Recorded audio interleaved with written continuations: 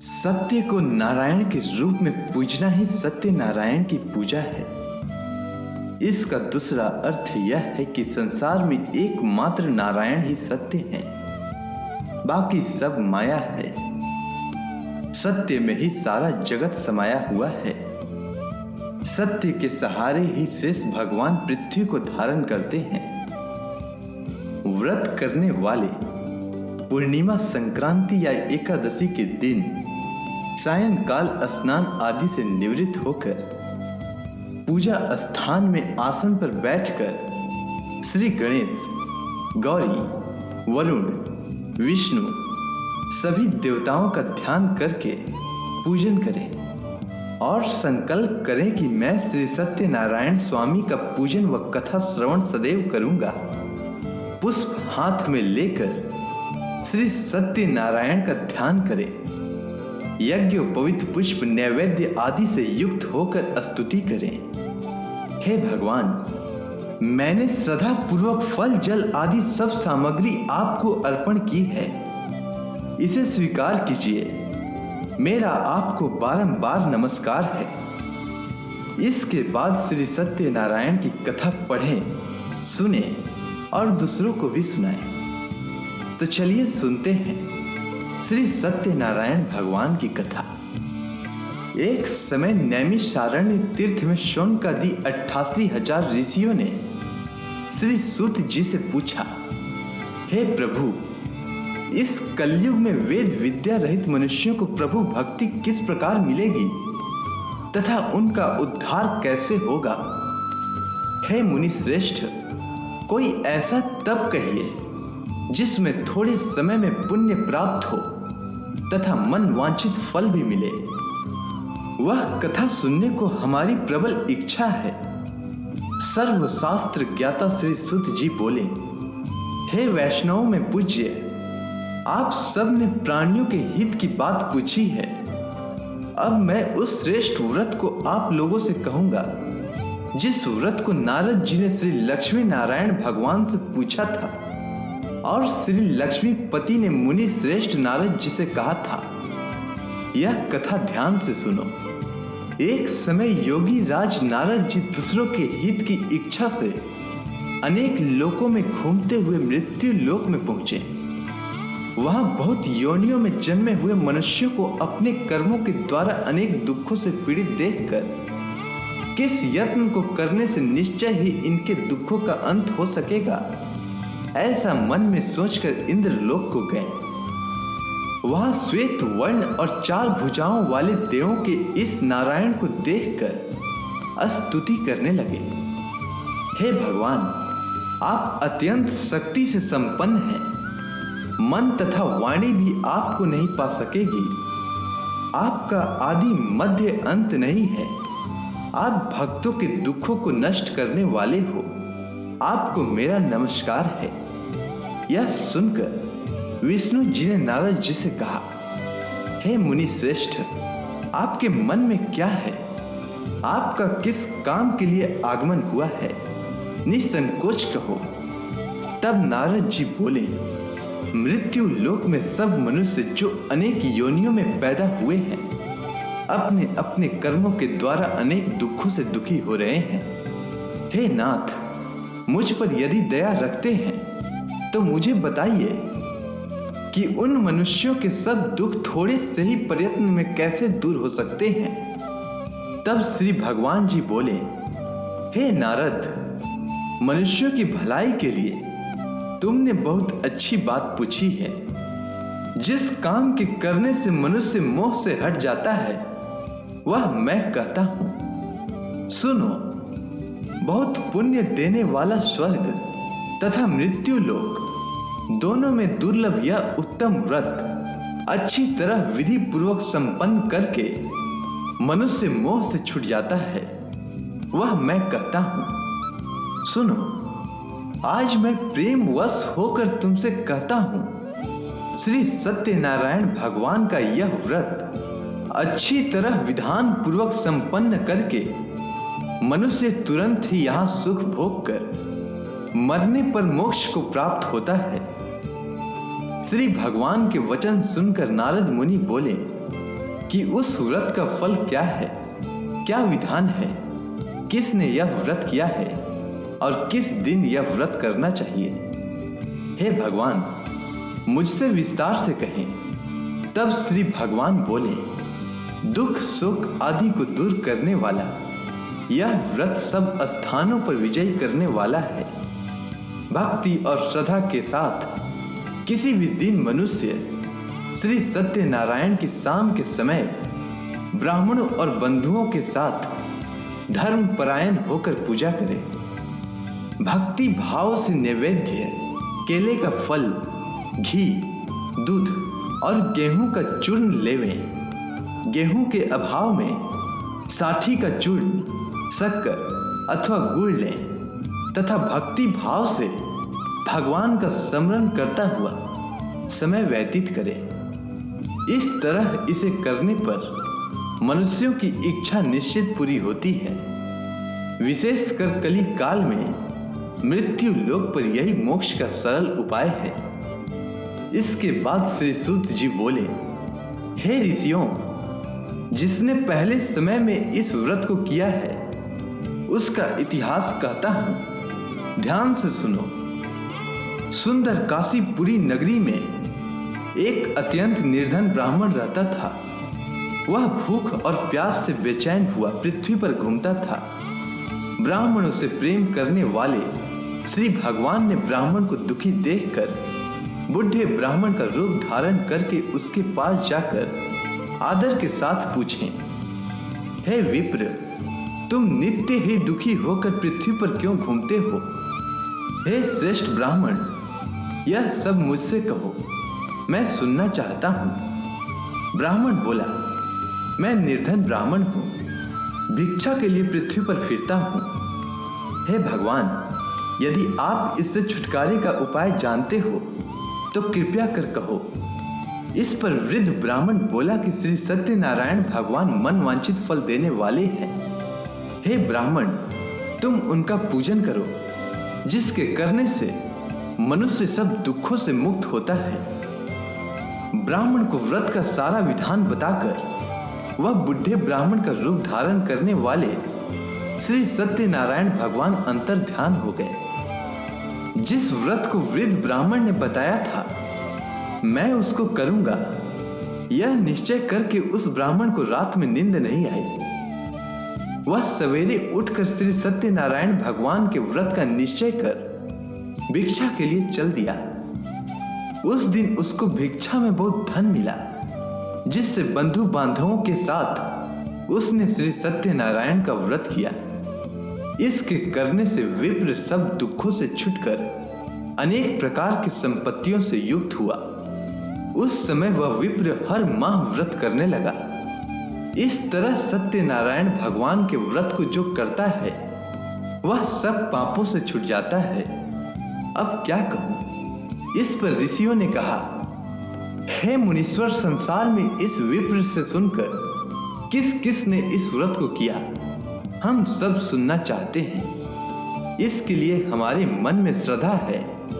इस पर श्री सूत जी बोले, हे मुनियों, जिसने इस व्रत को किया है वो सब सुनो। एक समय एक वृद्ध ब्राह्मण धन और ऐश्वर्य के अनुसार बंधु बांधवों के साथ व्रत करने को तैयार हुआ। उसी समय एक लकड़ी बेचने वाला बुढ़ा आदमी आया और बाहर लकड़ियों को रखकर विप्र के मकान में गया। प्यास से दुखी होकर लकड़हारा उनको व्रत करते देखकर विप्र को नमस्कार कर कहने लगा कि आप यह किसका पूजन कर रहे हैं और इस व्रत को करने से क्या फल मिलता है, कृपा करके मुझसे कहो। इस पर ब्राह्मण ने कहा, सब मनोकामनाओं को पूरा करने वाला यह श्री सत्यनारायण भगवान का व्रत है। इनकी ही कृपा से मेरे यहाँ धन धान्य आदि की वृद्धि हुई है। विप्र से इस बारे में जानकर लकड़हारा बहुत प्रसन्न हुआ। भगवान का चनामृत लेकर और भोजन करने के बाद अपने घर को गया। लकड़हारे ने अपने मन में इस प्रकार का संकल्प किया कि आज ग्राम में लकड़ी बेचने से जो धन मिलेगा उसी से सत्यनारायण देव का उत्तम व्रत करूंगा। यह मन में विचार कर वह लकड़हारा लकड़ियां अपने सिर पर रखकर जिस नगर में धनवान लोग रहते हैं वह ऐसे सुंदर नगर में गया। उस रोज वहां उसे उन लकड़ियों का दाम पहले दिनों से 4 गुना मिला और प्रसन्न होकर पक्के केले की फली, शक्कर, घी, दुग्ध, दही और गेहूं का चूर्ण इत्यादि श्री सत्यनारायण भगवान के व्रत की कुल सामग्रियों को लेकर अपने घर को आया। फिर उसने अपने भाइयों को बुलाकर विधि के साथ भगवान जी का व्रत और पूजन किया। उस व्रत के प्रभाव से वह लकड़हारा धन, पुत्र आदि से युक्त हुआ और संसार के समस्त सुख भोग कर बैकुंठ को चला गया। इसके बाद श्री सूत जी बोले, हे ऋषि मुनियों, अब मैं आपको आगे की कथा सुनाता हूँ। प्राचीन समय में कनकपुर में उल्का मुख नामक एक बुद्धिमान तथा सत्यवादी राजा राज करता था। वह प्रतिदिन मंदिर में जाकर श्री सत्यनारायण भगवान की पूजा करता था और निर्धनों को खूब अन्न, वस्त्र और धन दान करता था। उसकी पत्नी सुभद्रा बहुत सुशील थी। वे दोनों हर महीने श्री सत्यनारायण भगवान का व्रत करते थे। श्री सत्यनारायण की अनुकंपा से उनके महल में धन संपत्ति के भंडार भरे थे। उनकी सारी प्रजा बहुत आनंद से जीवन यापन कर रही थी। एक बार राजा और रानी बहुत से लोगों के साथ जब भद्रशिला नदी के किनारे श्री सत्यनारायण भगवान की पूजा कर रहे थे तो नदी के किनारे एक बड़ी नौका आकर ठहरी। उस नौका में एक धनी व्यापारी यात्रा कर रहा था। वह बहुत सा धन कमाकर अपने नगर को लौट रहा था। उसका सारा धन उस नाव में रखा हुआ था। नाव से उतरकर व्यापारी राजा के समीप पहुंचा। राजा को पूजा करते देख उसने कहा, हे राजन, आप इन सब लोगों के साथ मिलकर किसकी पूजा कर रहे हैं? इस पूजा को करने से मनुष्य को क्या लाभ होता है? राजा ने व्यापारी से कहा, हम हर पूर्णिमा को सत्यनारायण भगवान का व्रत करते हैं और फिर पूजा अर्चना के बाद भगवान का प्रसाद लोगों को बांटकर स्वयं भी प्रसाद ग्रहण करते हैं। सत्यनारायण भगवान की पूजा से निसंतान को संतान प्राप्त होती है, दुखियों के दुख दूर होते हैं। राजा की बात सुनकर व्यापारी ने कहा, हे राजन, मैं भी श्री सत्यनारायण भगवान का व्रत करना चाहता हूँ। कृपया मुझे इस व्रत को करने की विधि बताएं। राजा ने व्यापारी को सत्यनारायण व्रत की पूरी विधि बताई। राजा ने व्रत कथा सुनने के बाद व्यापारी को भी प्रसाद दिया। श्री सत्यनारायण भगवान का स्मरण करते हुए व्यापारी ने प्रसाद ग्रहण किया और वापस लौटकर अपनी पत्नी लीलावती से कहा, हमारी कोई संतान नहीं है। कनकपुर के राजा उल्का मुख ने मुझे बताया है कि श्री सत्यनारायण भगवान का व्रत करने और उनकी कथा सुनने से सभी मनोकामनाएं पूरी होती है। यदि सत्यनारायण भगवान की अनुकंपा से हमारे कोई संतान हुई तो मैं श्री सत्यनारायण भगवान का व्रत अवश्य करूंगा। व्यापारी के ऐसा निश्चय करने के कुछ समय के बाद लीलावती गर्भवती हुई। 10वें महीने में उसने एक सुंदर कन्या को जन्म दिया। व्यापारी ने पुत्री जन्म पर बहुत खुशियां मनाई, लेकिन सत्यनारायण भगवान का व्रत नहीं किया। जब उसकी पत्नी लीलावती ने अपने पति से श्री सत्यनारायण भगवान का व्रत करने के लिए कहा तो वह बोला, अभी क्या जल्दी है, मैं इधर व्यापार में बहुत व्यस्त हूँ, मुझे अभी फुर्सत नहीं है। जब अपनी बेटी बड़ी हो जाएगी और इसका विवाह करूंगा तो मैं अवश्य श्री सत्यनारायण भगवान का व्रत करूंगा। अपने पति के वचन सुनकर लीलावती चुप रह गई। व्यापारी की कन्या कलावती शुक्ल पक्ष की चंद्रमा की तरह तेजी से बड़ी होने लगी। पलक झपकते ही 16 वर्ष बीत गए। एक दिन व्यापार में बहुत सा धन कमाकर घर लौटे व्यापारी ने अपनी बेटी को सहेलियों के साथ उपवन में घूमते देखा तो उसे उसके विवाह की चिंता होने लगी।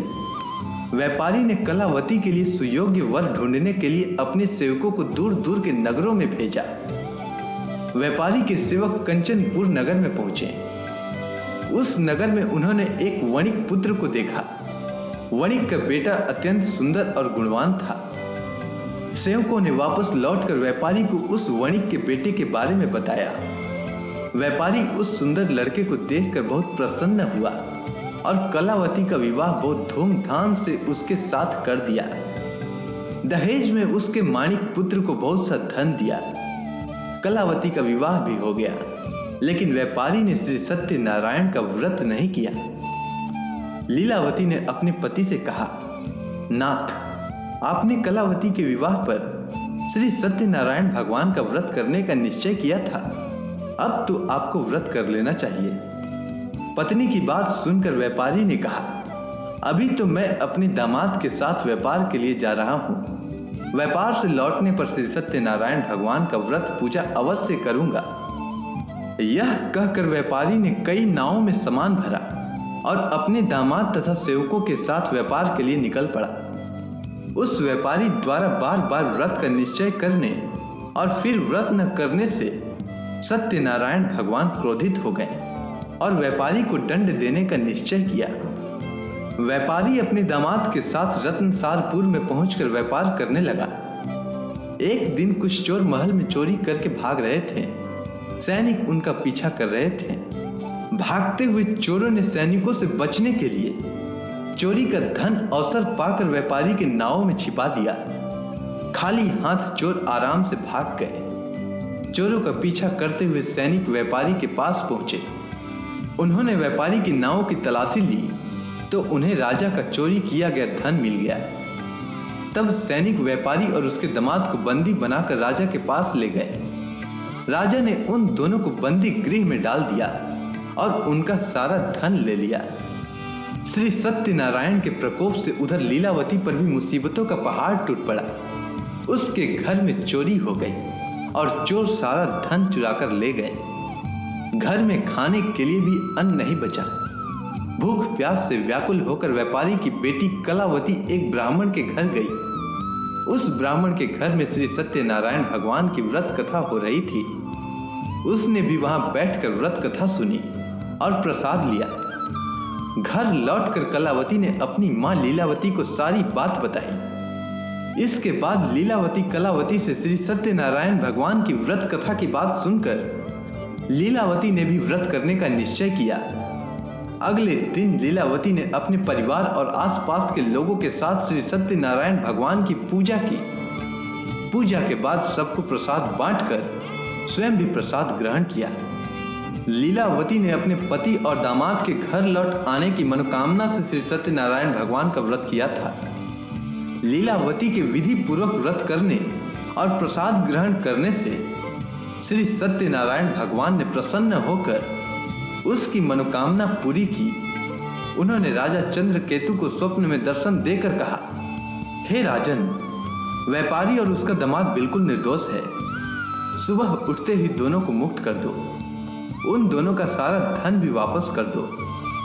यदि तुमने ऐसा नहीं किया तो मैं तुम्हारा सारा वैभव नष्ट कर दूंगा। इतना कहकर श्री सत्यनारायण भगवान अंतर्ध्यान हो गए। प्रातः होते ही राजा चंद्रकेतु ने अपने मंत्रियों और राज ज्योतिषी से रात के स्वप्न के बारे में बताई। सब ने व्यापारी और उसके दामाद को छोड़ देने के लिए कहा। राजा चंद्रकेतु ने तुरंत उस व्यापारी और उसके दामाद को छोड़ दिया। उनका सारा धन भी वापस कर दिया।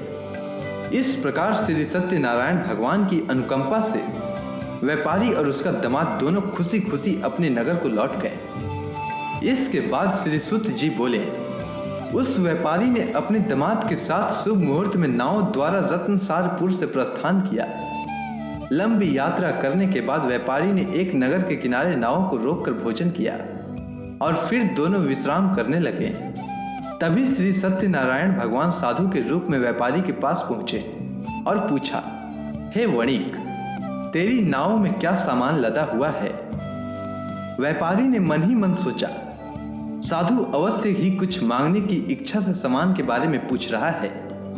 यह सोचकर व्यापारी ने झूठ बोला, हे दंडी स्वामी, मेरी नाव में तो बेल और पत्र भरे हुए हैं। व्यापारी के झूठे वचन सुनकर सत्यनारायण भगवान ने क्रोधित होते हुए कहा, हे वैश्य, जो तुमने कहा है वही सत्य होगा। इतना कहकर सत्यनारायण भगवान कुछ दूर जाकर अंतर ध्यान हो गए। उधर व्यापारी दंडी साधु को वहां से खाली हाथ लौटाकर बहुत प्रसन्न हुआ। लेकिन जब व्यापारी ने अपनी नाव में बेल और पत्र भरे हुए देखे तो वह जोर जोर से विलाप करने लगा और मन ही मन अपने झूठ बोलने पर पश्चाताप करने लगा। रोते रोते व्यापारी मूर्छित हो गया। कुछ देर बाद जब उसकी मूर्छा नष्ट हुई तो वह फिर विलाप करने लगा। तब उसके दामाद ने कहा, आप इतना दुखी मत होइए, यह सब उस दंडी साधु के शाप के कारण हुआ है। अतः वही दंडी महाराज हमें इस विपत्ति से छुटकारा दिला सकते हैं। दामाद के वचन सुनकर व्यापारी दंडी साधु की तलाश में चल दिया। कुछ देर ढूंढने पर उसे एक वृक्ष के नीचे दंडी साधु के रूप में सत्यनारायण भगवान मिल गए। व्यापारी ने दंडी साधु के चरणों में गिरकर झूठ बोलने की क्षमा मांगी। दंडी स्वरूप सत्यनारायण भगवान बोले, हे वणिक पुत्र, तेरे बार बार झूठ बोलने के कारण ही मैंने तुझे इतना दंड दिया है। तूने बार बार सत्यनारायण भगवान अर्थात मेरी पूजा करने के लिए कहा, लेकिन कभी पूजा की नहीं। व्यापारी ने तब हाथ जोड़कर कहा, हे भगवान, आप तो दीन दुखियों के कष्ट को दूर करने वाले हैं, सबकी मनोकामनाएं पूरी करते हैं। मेरी इस गलती को भी क्षमा करें। आपके रूप को तो ब्रह्मा भी नहीं जान पाते हैं, फिर भला मैं अज्ञानी कैसे आपकी लीला को समझ पाता। अब मैं जीवन में कभी झूठ नहीं बोलूंगा। सदैव श्री सत्यनारायण भगवान का व्रत और पूजा किया करूंगा। आप मुझ पर अनुकंपा करें। व्यापारी की क्षमा याचना सुनकर दंडी साधु ने उसे क्षमा कर दिया। उसी समय व्यापारी की नाव में भरे हुए बेल और पत्ते धन धान्य में परिवर्तित हो गए। व्यापारी ने अपने सेवकों के साथ अगले दिन श्री सत्यनारायण भगवान का व्रत करके उनकी पूजा की। सबको प्रसाद वितरित करके स्वयं भी प्रसाद ग्रहण किया। उसके बाद व्यापारी ने अपने नगर की ओर प्रस्थान किया। अपने नगर में पहुंचकर व्यापारी ने एक सेवक को अपने घर भेजा। सेवक ने उसके घर पहुंचकर लीलावती को सूचित किया। उस समय लीलावती और कलावती दोनों श्री सत्यनारायण भगवान की पूजा कर रही थी। पति और दामाद के लौट आने का समाचार सुनकर लीलावती ने पूजा पूरी करके प्रसाद ग्रहण करने के बाद कलावती से कहा, बेटी, मैं नदी किनारे जा रही हूं, तू घर का काम पूरा करके आना। ऐसा कहकर लीलावती नदी की ओर चल पड़ी। परंतु कलावती पति से मिलने की खुशी में प्रसाद ग्रहण किए बिना ही घर से निकलकर नदी किनारे जा पहुंची। उसके प्रसाद ग्रहण न करने के कारण सत्यनारायण भगवान क्रोधित हो उठे। उन्होंने व्यापारी की नाव को नदी में डुबो दिया। अपने पति को वहां न देख कलावती ने जोर जोर से रोना शुरू कर दिया। तब व्यापारी ने कहा, पुत्री, अवश्य ही तुझसे कोई भूल हुई होगी। उस भूल के कारण ही श्री सत्यनारायण भगवान ने तुझे यह दंड दिया है। तब व्यापारी ने श्री सत्यनारायण भगवान से प्रार्थना की, हे भगवान, मेरे परिवार के किसी स्त्री पुरुष से कोई भूल हुई हो तो उसे अवश्य क्षमा कर देना। तभी आकाशवाणी हुई, हे वणिक पुत्र, तेरी कन्या मेरा प्रसाद ग्रहण किए बिना ही चली आई है। यदि अब घर पहुंचकर तेरी कन्या प्रसाद ग्रहण करके वापस आए तो उसके पति के दर्शन होंगे और डूबी हुई नावें भी जल के ऊपर आ सकेंगी। कलावती ने वैसा ही किया। उसके प्रसाद ग्रहण करके वापस लौटने पर नावें जल के ऊपर आ गई। दामाद भी सुरक्षित नदी से बाहर आया। घर लौटकर व्यापारी ने अपने परिवार और बंधु बांधवों के साथ मिलकर विधि पूर्वक श्री सत्यनारायण भगवान की पूजा की और इस पूजा को करने से उसकी सभी मनोकामनाएं पूरी हुई और वह आनंद पूर्वक जीवन यापन करता हुआ विष्णु लोक को चला गया। इसके बाद श्री सूत जी बोले, हे ऋषि मुनियों, मैं आपको और भी कथा सुनाता हूँ। कौशलपुर में एक राजा था तुंगध्वज। उसकी प्रजा उसकी छत्र छाया में आनंद पूर्वक रह रही थी। राजा तुंगध्वज अपनी प्रजा के सुख दुख का बहुत ध्यान रखता था, लेकिन एक बार उसने भी सत्यनारायण भगवान का प्रसाद ग्रहण नहीं किया। तब सभी को चिंताओं से मुक्त करके धन संपत्ति से भंडार भरकर प्राणियों को जीवन के सभी सुख देने वाले श्री सत्यनारायण भगवान ने राजा को प्रसाद न ग्रहण करने का दंड दिया। एक दिन राजा तुंगध्वज जंगल में हिंसक पशुओं का शिकार करने निकला था। तेजी से घोड़ा दौड़कर शिकार का पीछा करते हुए वह अपने सैनिकों से अलग हो गया और देर तक हिंसक जानवरों का शिकार किया। अतः कुछ देर विश्राम करने की इच्छा से वह एक बड़े वृक्ष के नीचे जाकर बैठ गया। समीप ही कुछ चरवाहे सत्यनारायण भगवान की पूजा कर रहे थे। राजा ने उनके पास से गुजरते हुए सत्यनारायण भगवान को नमस्कार नहीं किया। चरवाहों ने राजा को पूजा करने के बाद प्रसाद दिया, तो राजा ने उन्हें छोटे लोग समझकर प्रसाद ग्रहण नहीं किया और घोड़े पर सवार होकर अपने नगर को चल दिया। राजा जब नगर में पहुंचा तो देखा कि उसका सारा वैभव तथा धन संपत्ति आदि नष्ट हो गया है। श्री सत्यनारायण के प्रकोप से राजा निर्धन हो गया। तब राज ज्योतिषी ने राजा से कहा, महाराज, आपसे अवश्य ही कोई भूल हुई है। अगर आप उस भूल का प्रायश्चित कर ले तो सब कुछ पहले जैसा हो जाएगा। राजा को तुरंत अपनी भूल का स्मरण हो आया। अतः मंदिर में जाकर राजा ने श्री सत्यनारायण भगवान से क्षमा मांगी और उनकी पूजा की। पूजा के बाद प्रसाद ग्रहण करने से श्री सत्यनारायण भगवान की अनुकंपा से चमत्कार हुआ। राजा का खोया हुआ वैभव पुनः लौट आया। श्री सत्यनारायण भगवान की अनुकंपा से जीवन के सभी सुखों का भोग करते हुए अंत में राजा तुंगध्वज वैकुंठ धाम को गया और मोक्ष को प्राप्त हुआ। श्री सत्यनारायण भगवान के व्रत पूजा को जो भी मनुष्य करता है उसके सभी दुख चिंताएं नष्ट होती है।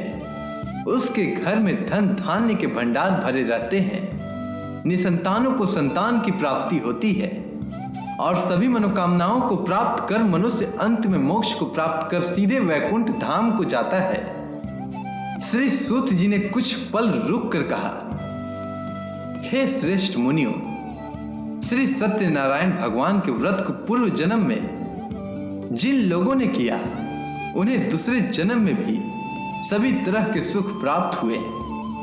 वृद्ध सतानंद ब्राह्मण ने पूर्व जन्म में सत्यनारायण का विधिवत व्रत किया तो दूसरे जन्म में सुदामा के रूप में भगवान की पूजा करते हुए अंत में मोक्ष को प्राप्त कर वैकुंठ धाम को चला गया। उल्का मुख राजा अगले जन्म में राजा दशरथ के रूप में मोक्ष को प्राप्त करते हुए वैकुंठ को गए। व्यापारी ने मोर ध्वज के रूप में जन्म लिया और अपने पुत्र को आगे से चीरकर भगवान की अनुकंपा से वैकुंठ को प्राप्त किया। राजा तुंगध्वज ने अपने अगले जन्म में मनु के रूप में जन्म लेकर भगवान का पूजा पाठ करते हुए लोकप्रिय होकर सत्कर्म करते हुए मोक्ष को प्राप्त होकर वैकुंठ धाम को चले गए। हे ऋषि मुनियों, श्री सत्यनारायण भगवान का व्रत और पूजा मनुष्य को सभी चिंताओं से मुक्त करके धन संपत्ति के भंडार को भरकर अंत में जन्म जन्मांतर के चक्रव्यूह से मुक्ति दिलाकर मोक्ष प्रदान करता है। इसीलिए मनुष्यों को यह व्रत अवश्य करनी चाहिए। तो बोलिए श्री सत्यनारायण भगवान की जय।